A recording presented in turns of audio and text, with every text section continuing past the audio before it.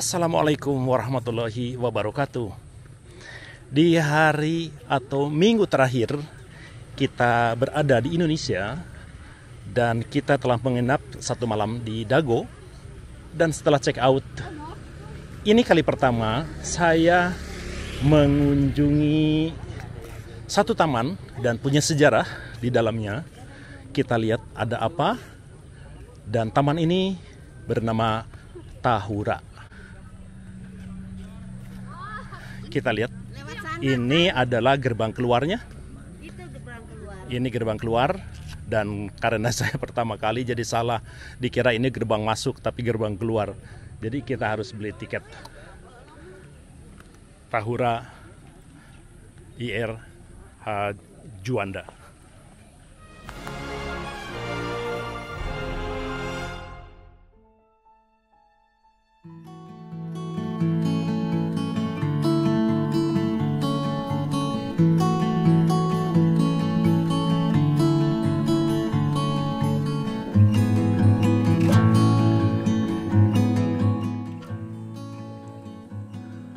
Rasanya sejuk sekali di sini, di bawah pohon-pohon pinus yang cukup tinggi-tinggi, dan memang di sini tidak diboleh ditebang. Jadi sebagai hutan lindung, setelah beberapa hari kita berada di kota, di tempat yang panas, di antaranya dari Solo, Jogja, ke Pangandaran, dan kita mengunjungi tempat yang agak sedikit adem di daerah Dago sini.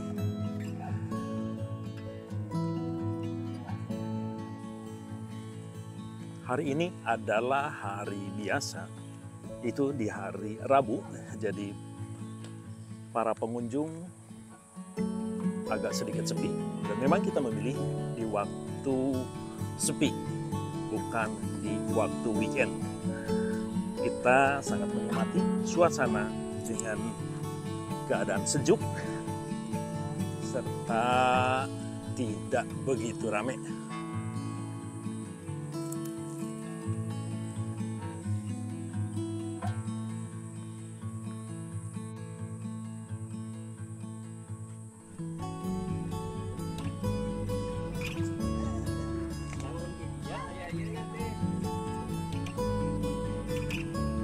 Pertama, kita akan menuju dan mengunjungi Goa Jepang. Kebetulan ini tempat yang paling dekat dari lokasi kita berada, yaitu sekitar 250 meter. Keadaan menurun, jalan kaki, jadi harus siap-siap dengan lutut yang kuat.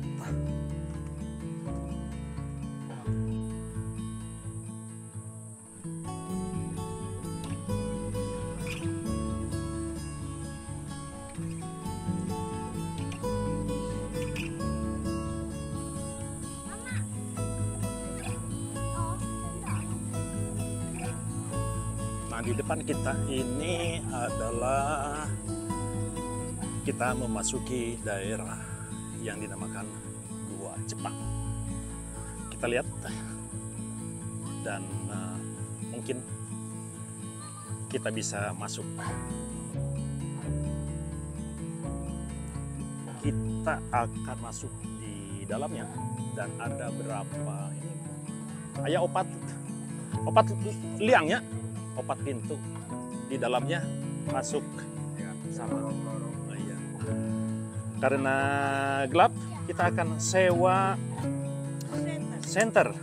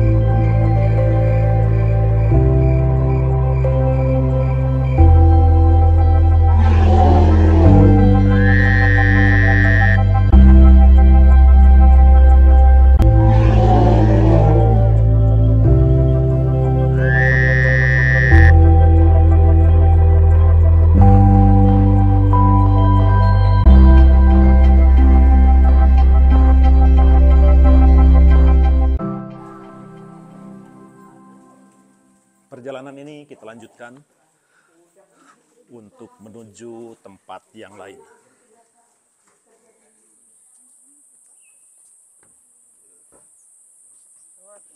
Kita lanjutkan perjalanan menuju Goa Belanda.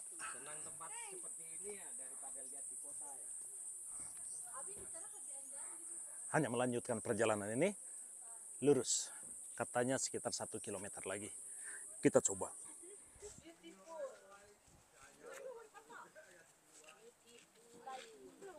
Lagi cinta pada yang muda, ketebak ya lewat nada. Ku bernyanyi cari angka buat anak tercinta. Buat kamu juga aku setia. Di luaran percayalah, takkan cari wanita kedua. Aku jawab lewat nada. Yang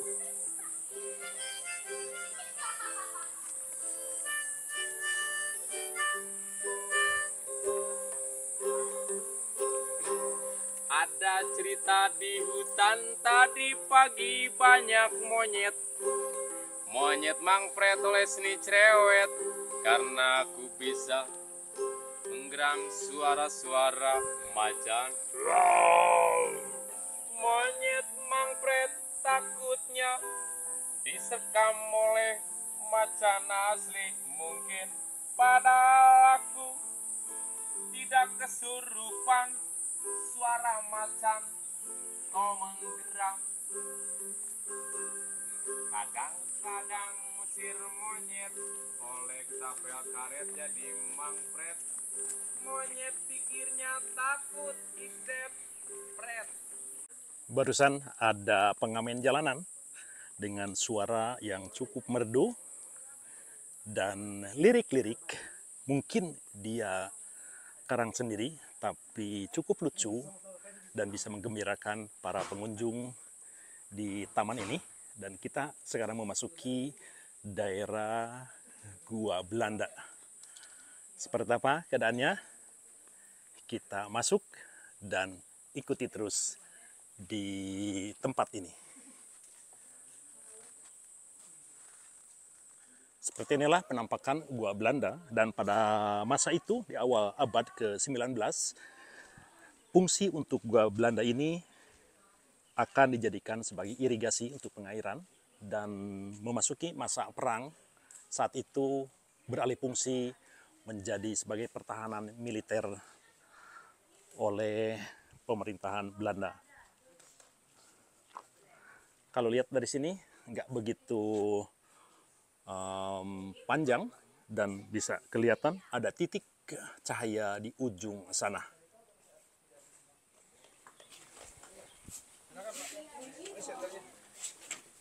Ada yang mau pakai senter? Tuh.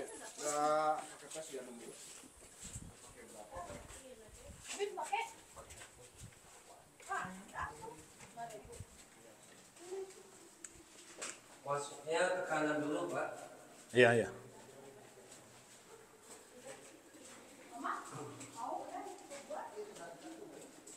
Masuknya lewat sini dulu, Pak. Ini luas banget, Pak. 750 meter di dalamnya. Di dalamnya itu ada ruang interogasi, ada penjara, ada bekas radio komunikasi rahasia, sama ruang penyiksaan juga, ruang interogasi. Dan ini pembikinannya 1906. Di fungsi utama Belanda bikin gua ini dulunya untuk saluran air, Pak, untuk pembangkit listrik. Cuman Perang Dunia Kedua ini berubah fungsi menjadi benteng pertahanan. Sama pusat stasiun radio yang ada di Gunung Puntang, Pak, di daerah Banjaran di Bandung Selatan. Nah, ini dibagi dalam 3 jalur. Ini jalur kedua, ini jalur ventilasi. Dulunya untuk pos jaga sekaligus untuk lubang pengintaian. Jadi kalau ada musuh kelihatan dari atas ini, Pak. Nah, ini direnovasinya 1965, Pak, sesudah kemerdekaan, waktu dijadikan gudang amunisi. Nah, kalau diresmikannya 14 Januari 1985 oleh Presiden Soeharto menjadi objek wisata. Pernah juga dipasang lampu Pak. Cuman yang jadi masalah itu rembes, soalnya saluran airnya lewat atas. Nah, fungsi kamar-kamar gini ini dulunya untuk barak tidur Pak. Barak tidur orang Belanda, jumlahnya ada 15 barak tidur. Nah, tiap barak dikasih satu, ini di atasnya untuk penyimpanan makanan Pak.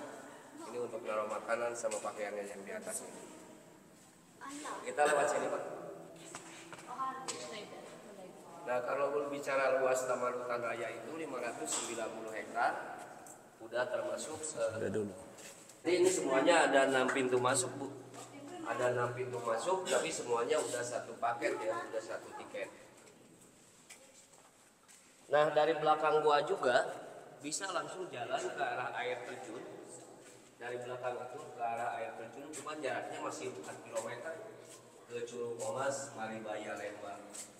Kalau jalan kaki kurang lebih 1 jam ke arah air terjun. Cuma posisinya nanjak ke arah air terjun. Jepang, maaf, kita ada di dalam gua Belanda. Satu perbedaan antara gua Jepang dan gua Belanda adalah sudah dibangun dengan tembok.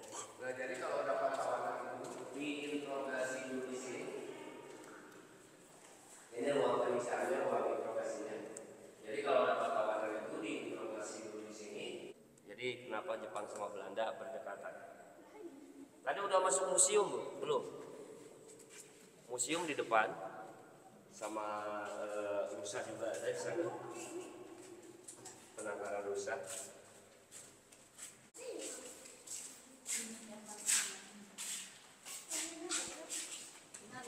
Awas ada turunan Bu. Nah seperti ini cara bikinnya. Bikin goa ini yang belum jadi. Manual ya pembikinannya. Yang paksa rodi. Yang bikin orang itu pintunya udah dibongkar. Ini terjadi.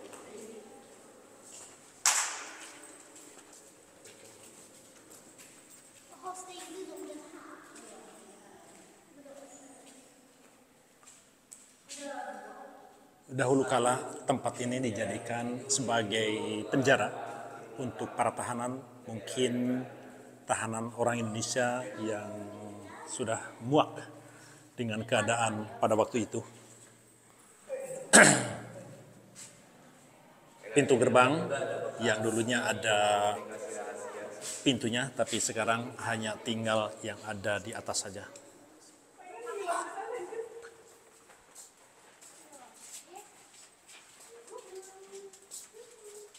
Nah tadi kita pertama masuk itu lewat sini. Jadi dikelilingi dua.